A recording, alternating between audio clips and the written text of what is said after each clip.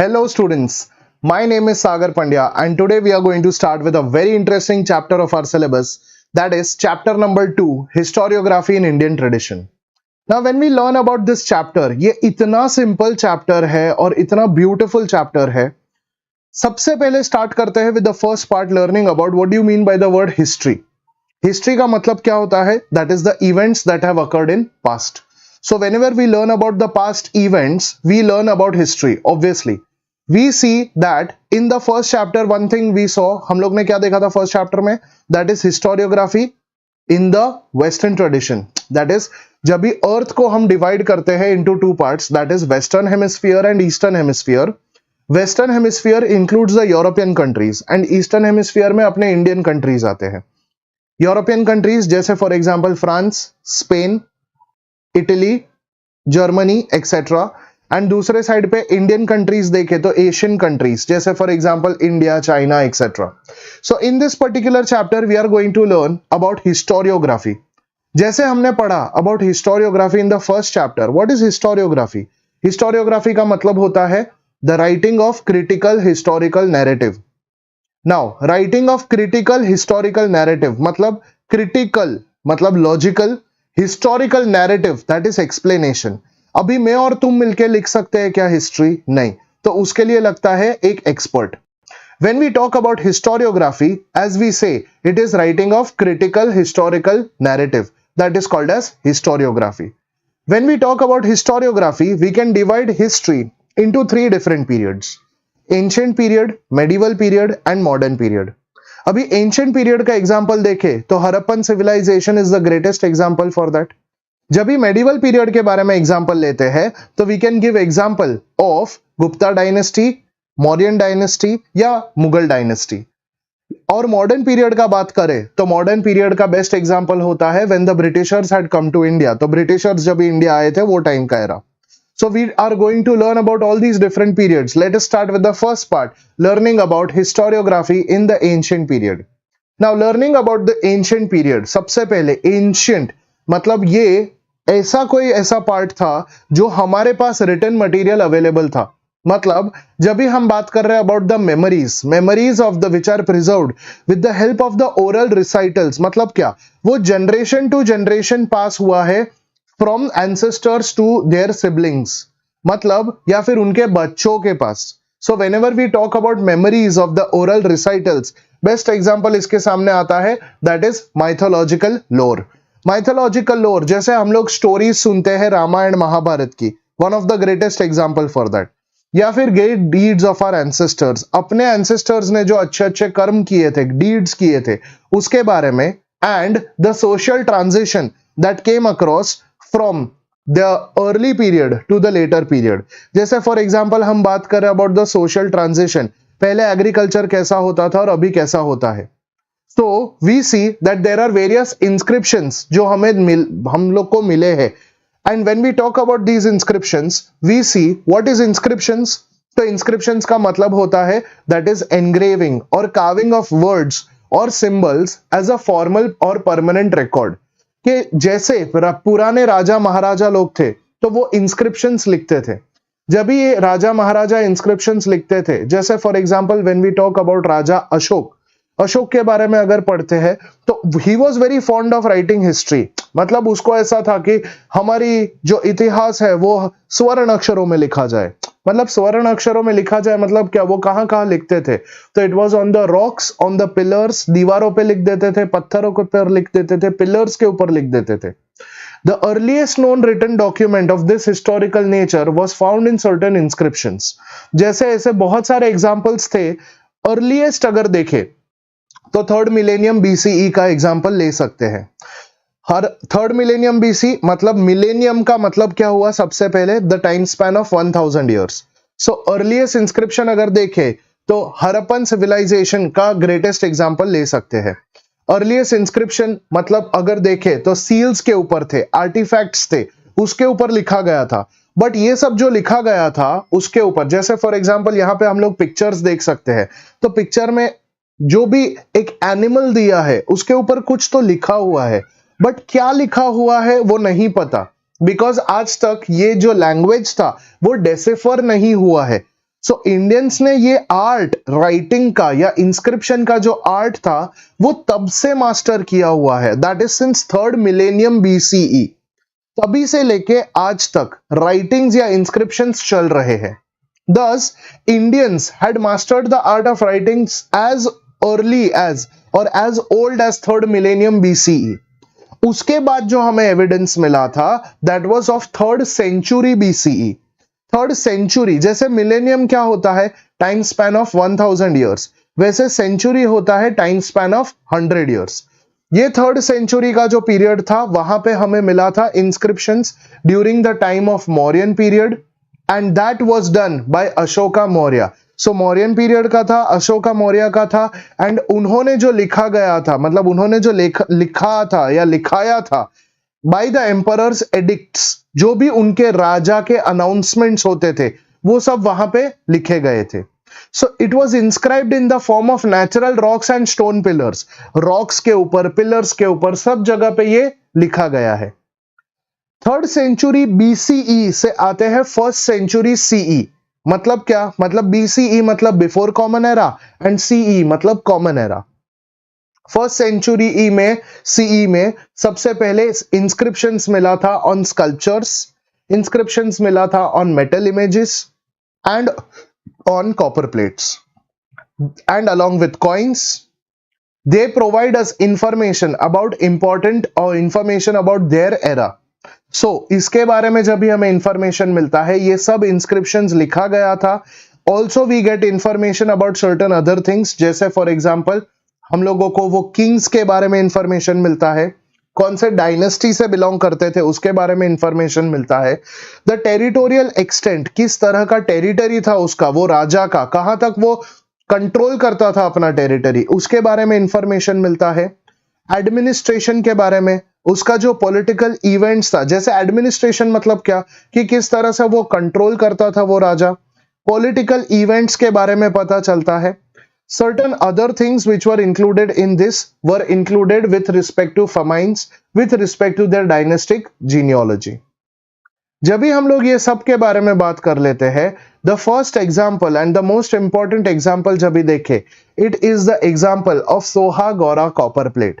अभी ये copper plate तुम लोगों को जो टेक्स्ट बुक में दिया हुआ है, it is a very important answer जो एग्जाम में आ सकता है, that will be for 2 marks. Soha Gaura copper plate, अभी ये कॉपर प्लेट के बारे में क्या बताऊं, it is a very interesting part.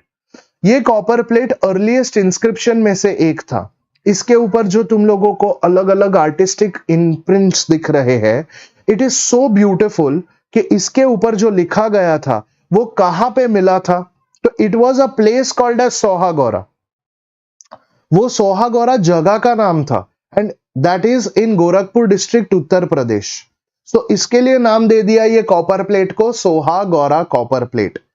ये ऐसा बोला जाता है कि it is from the dynastic genealogy of Mauryan period, and इसके ऊपर जो भी चीजें लिखी हुई है it is from Brahmi script. तो कौन सी लैंग्वेज में लिखा है, Brahmi script. 3 symbols are there इसके ऊपर। सबसे पहले there are trees in railings, उसके बाद माउंटेन्स दिख रहे हैं, रेलिंग्स होते हैं, रेलिंग्स के अंदर ट्रीज है, माउंटेन्स है जो एक्चुअली माउंटेन जैसा नहीं दिखता है बट ऑब्वियसली माउंटेन है।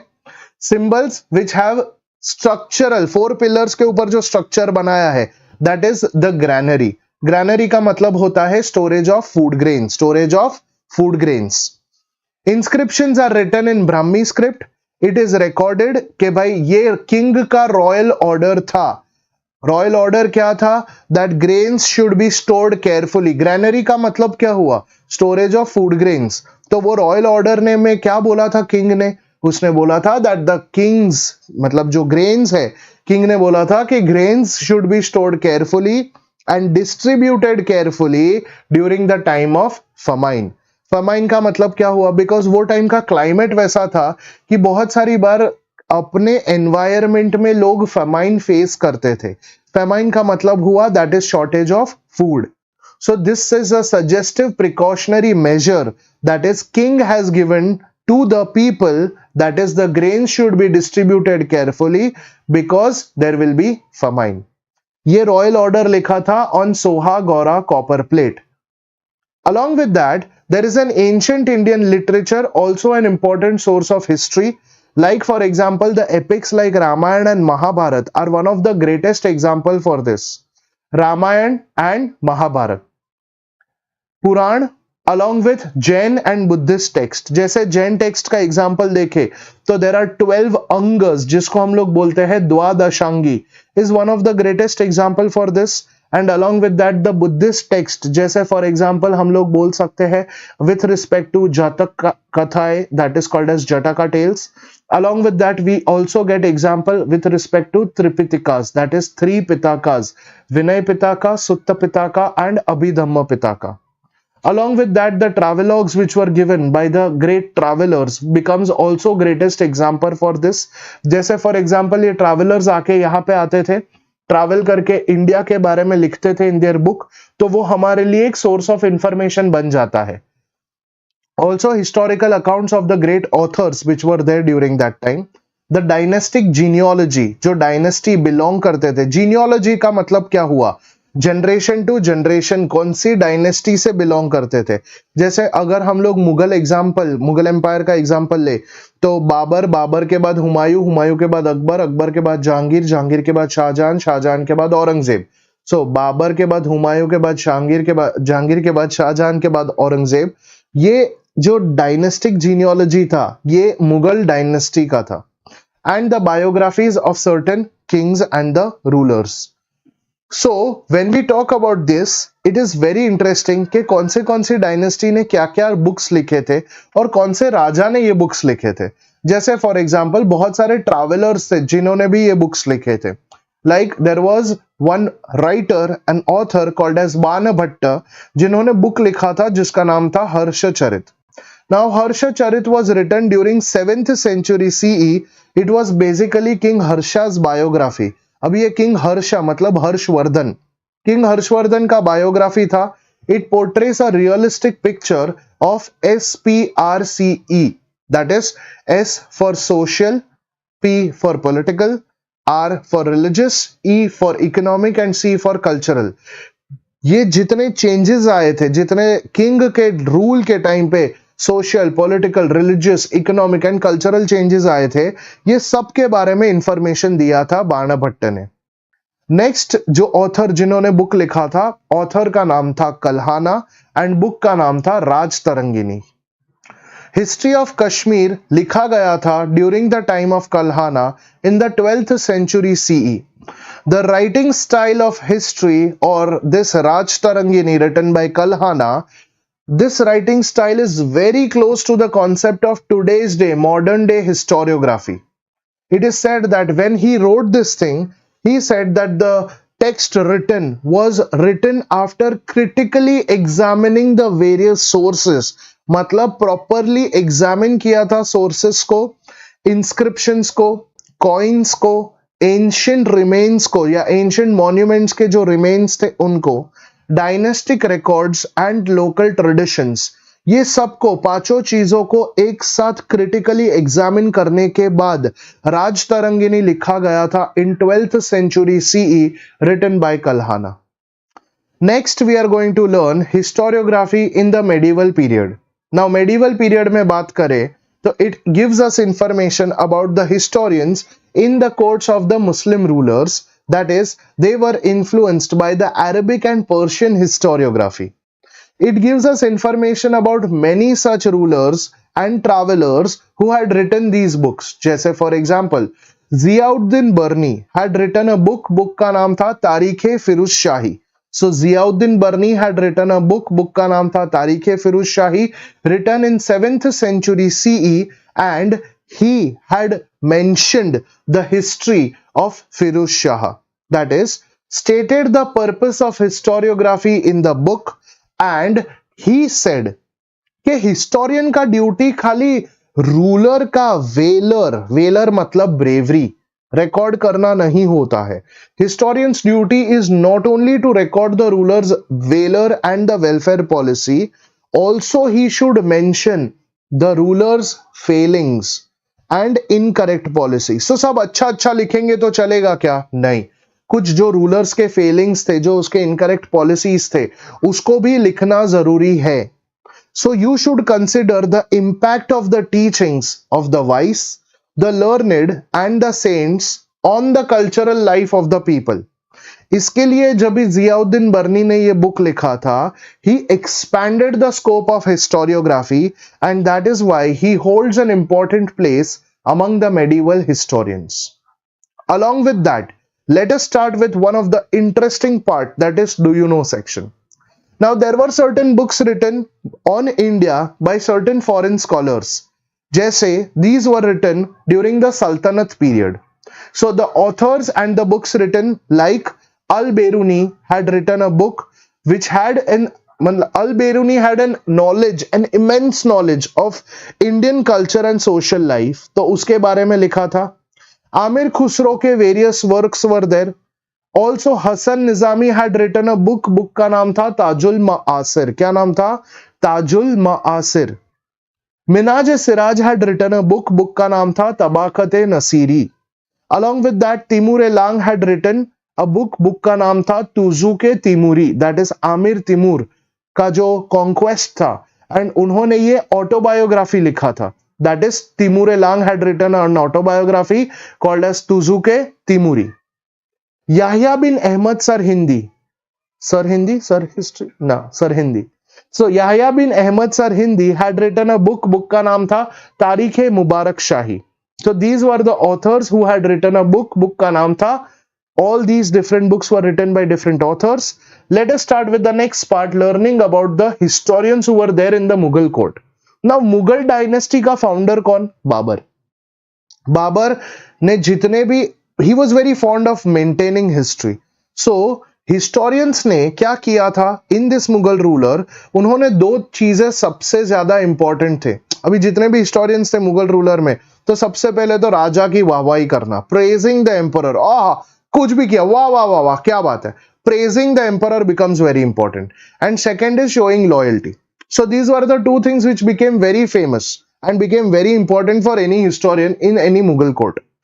Later on, introducing a custom of adding suitable poetic quotes and beautiful picture became very famous. So कोई भी historian ले लो मुगल कोर्ट में, ये चीजें होना पक्का है. There were certain other rulers, जैसे Babar had written a book, उसका खुद का ऑटोबायोग्राफी था. ऑटोबायोग्राफी का नाम Tuzuke Babri. Tuzuke Babri, also called as Baburnama, obviously written by Babar. Year नहीं लिखा है, but he was a founder of Mughal Empire. So whatever battle he did, whatever descriptions he did about his battle, everything is written in that. He traveled to various places, regions, cities, recorded his minute, छोटे से छोटा observation, जैसे उधर का economy, वो जगह का customs, वो जगह का फ्लोरा एंड फोना, वो सब मेंटेन करता था वहां पे एंड लिखता था इन हिज बुक बाबरनामा. उसके बाद अगर दूसरे एक पर्टिकुलर बुक का बात करें, which is very famous, which was written by Abul Fazal. Abul Fazal, one of the 9 jewels of Akbar's court, and obviously Akbar के कोर्ट का था वो, तो he was a writer of this book, that is Akbarnama. Now Akbarnama was written by, not by himself Akbar, but it was written by Abul Fazl. तो वो biography हुआ कि autobiography हुआ? बायोग्राफी. ऑटोबायोग्राफी का मतलब क्या हुआ? जब मैं खुद अपना बुक लिख रहा हूं अपने लाइफ के बारे में, that is autobiography. And what is a biography? Like for example, someone else is writing my book, तो वो बन गया बायोग्राफी. जब भी ऑटोबायोग्राफी देखा बाबर का, तो that was Baburnama, that is Tuzuke Babri. Abul Fazal had written Akbarnama. Akbarnama जब भी लिखा था, it was obviously the biography of emperor Akbar. His method of collecting authentic historical documents become very famous and that becomes very important for maintaining history as well. खाली वो authentic, मतलब authentic का मतलब क्या हुआ? ओरिजिनल डॉक्यूमेंट रहेगा, वो खाली मेंटेन करता है क्या? नहीं, उसको चेक भी करता है, स्क्रूटिनाइज करता है. Thus it is devoid of bias मतलब without any partiality, and इसके लिए वो रियलिस्टिक लगता है. The important example of critical historiography is this writing of Akbarnama written by Abul Fazl. Now there were various historians जो आए थे औरंगजेब के टाइम पे, जैसे फॉर एग्जाम्पल ईश्वरदास नागर, भीमसेन सक्सेना, खफी खान, एंड निकोलाउ मानुची। ये वो हिस्टोरियंस थे जो औरंगजेब के टाइम पे आए थे, बट कुछ ऐसे भी हिस्टोरियन थे जो इंडियन थे एंड जिन्होंने मुगल हिस्ट्री के बारे में लिखा था। जैसे फॉरेन ट्रैवलर्स आए थे like Ibn Battuta, Abdul Razzaq, Marco Polo, Niccolo Conti, Barbosa and along with that Domingos Paes. So ये फॉरेन ट्रैवलर्स थे जो यहां पे आए थे। Along with that this becomes an important information for us for maintaining history, that is sources of history. इसमें questions आ सकते हैं जैसे आइडेंटिफाई द इनकरेक्ट पेयर, तो इसमें से आइडेंटिफाई करना है इनकरेक्ट पेयर कौन सा है, which will be for 1 mark. Incorrect pair है Rajatarangini, history of king Tarang नहीं, it is history of Kashmir written by Kalhana. और Tajul मआसिर was written by Hasan Nizami, तारीख मुबारक शाही was written by Yahya bin Ahmad Sarindi, Tabaqat Nasiri was written by Amir Khusro, no, so this is incorrect pair. So Tabaqat Nasiri was written by Minaj Siraj. Incorrect pair amongst them is historians of Aurangzeb time, Niccolo Conti, वो गलत है, it was Nicolau Manucci. Concept map foreign travellers, इसके basis पे पूछा जा सकता है, तो correct answer will be Marco Polo, Barbosa, Domingos Paes. And these are the two important questions which will be asked. एक है which things are included in the descriptions of emperor Babur in his autobiography, and second is Bakhar is an important type of historical document which will be coming for 3 marks. That's it from my side, dear students. That's it for today's video. Next video में हम लोग continue करेंगे with the second part of this lecture, that is a very simple chapter, historiography in Indian tradition. Stay tuned.